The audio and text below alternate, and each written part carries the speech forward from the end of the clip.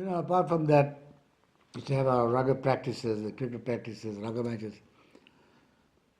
After practice and squash and tennis, we'd all get together and have a beer or two. Um, and then we this 9 times out of 10, the topic of discussion was either tea or women. But when we talked about tea, the different PDs would talk about specific problems, how they would Exactly. handle them, and there would be little contradictions. Well, we did it this way, and it worked. There are many ways of skinning a cat, and somebody else would say, well, what about this? Now, there are lots of SDs there who are Listening. wittingly or unwittingly absorbing all this back and forth, and they learned a hell of a lot. Not only did they learn a lot, the people who were in these discussions, we had guys like Alfie Elias from the TRI, Gamini Tirakun TRI, all the big shot planters, Vivian, Ralston, all you, I mean, everybody talking about how they resolve certain problems on their estates.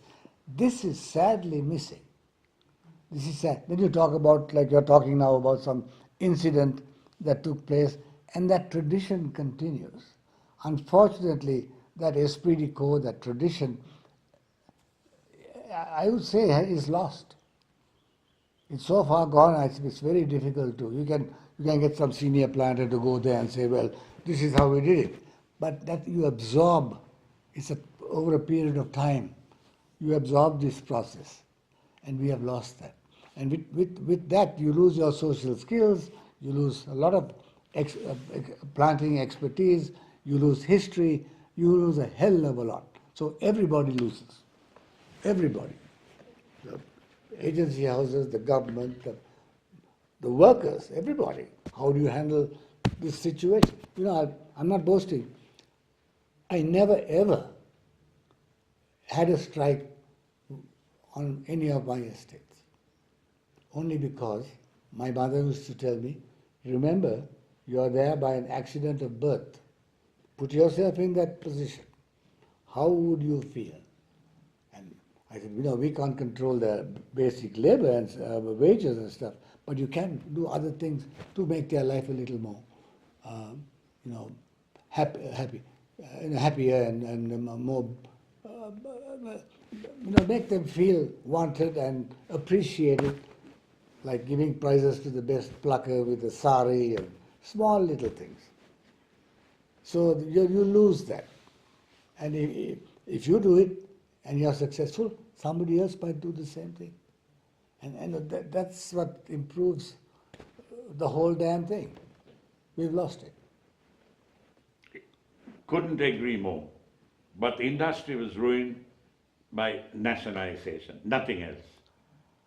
I put the blame firmly, and I told you this 10 years ago, firmly and squarely, at the feet of that bugger N.M. Pereira, Colvin R. de Silva. Mrs. B sold her soul to the devils so she could get a majority in Parliament. Those guys are brilliant, smart, London educated, London School of Economics, Karl Marx fanatics. They wanted change not by the bullet, and they pulled down the pillars of society systematically, one by one by one. Look at Colombo was the garden city of the East. It's not a bloody zoo there. I mean, they had gardens. NM introduced legislature to penalize you for having a garden, so you'd have to build something there so that you could accommodate more people. The net result, more people per square mile. There are certain biological limits anywhere, even in a city. And now, I've just come over a complete tour of the country, and the Anuradhapura, Polonnaru, that part is sparsely populated, wonderful. And once you get into these cities, Matale was a beautiful city, a bloody zoo now. New Relia, a bloody zoo. It's a you're going to run out of water. The catchment areas have been destroyed. where the hell are you going to get water? All these catchment areas are the primary source of our major rivers. Already Bandaravella, where you are No here, water, no water. you are running out, there are wells have run dry. If you remember, 50, 60 years ago when I was chairman of the Planters Association, every meeting, the last item, Felling. destruction of mountain forests above 4,000 feet. Stop it, stop it. Now you can see all these, and then they have the balls to plant blue gum, red gum, and pine, various pine species of pine.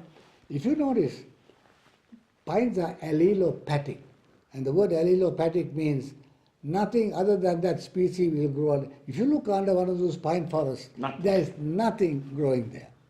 All the wildlife, all the vegetation, the microorganisms, the beetles, the butterfly, gone. So these trees look very impressive, but they're in the wrong place. I mean, really, you drive through this wonderful forest. Yes, they are cultivating vegetables, but they are going to run out of water. They have. During the season, this year they have predicted no rain till March. No rain till March, and then a little, and then May. Right? How many times we have had to close the golf club because we had no water? Yeah. You know, in those days, I was in 1958, I was SD on Kalabek, and Damani Salgaudu and Peter Yuglov were my bosses. And they said, we want you to concentrate on scrubs, because scrubs was in the town and they were fooling around and stuff. So I used to go on my bike through this forest, the occasional deer jumping across. And I saw this forest slowly being decimated. And look at it now. I'm scared. You know, one of the things, we were entertained at the Royal Botanic Gardens in Peradeniya with the National Tropical Botanical Garden, our group establishing a liaison with the Royal Botanic Gardens in Peradeniya. The Director General, Dr. Cyril Vijayasundara, and the current Director, Mr. Herat, met us, greeted us, exchanged gifts, took us on a tour. And I was talking to Cyril. We had dinner that night. And I said, Cyril, I think the dry zone, around Min area and Parakravasya, is getting greener. And I feel that the so-called wet zone is getting drier. So he said, well, I might agree with your first premise that the dry zone is getting greener because of all the water table, and because of the sacred cities in the cultural triangle, there is no illicit felling of timber, and all that has been halted. Udawalawe, they've got the wildlife preserves, so there's a lot of control. But if you look around, you still see these trucks with big logs illegally felled somewhere. Yes, we need to have timber, yes, but do it legally. So if this continues, we are asking for trouble. You know, Noorele now, this wonderful, what is it called, the salubrious town of Noorele, there's a beautiful boat there in the 50s, I remember, is rapidly becoming like the Nilgiris in South India. And there the humidity has dropped, they've got gums, they've got this type of vegetation, and it has lost its yes, you can't plastic coat nature, but nevertheless, it's this wonderful paradise. It's been transformed into I can't even describe it. It is heartbreaking. What the hell are we doing about that? Who can solve the problem? No one. When you consider that in 1957, the MP for Noorele was a bloody boss from Oliphant who didn't know his ass from his elbow. So naturally he was being bribed, and he said, cut this forest out, cut that, you can build a house there. He didn't give a shit. He didn't have the acumen, the integrity, the intelligence or the knowledge to realize what he was doing. We are paying the price now. The boss is gone to what the hell he's doing, but what he has done has been a terrible. What he's done is terrible, and if this becomes like the Nilgiris, what is it going to do to the tourist industry? You're not going to go to New Delhi, and they are building hotels and structures. I mean, is there no planning?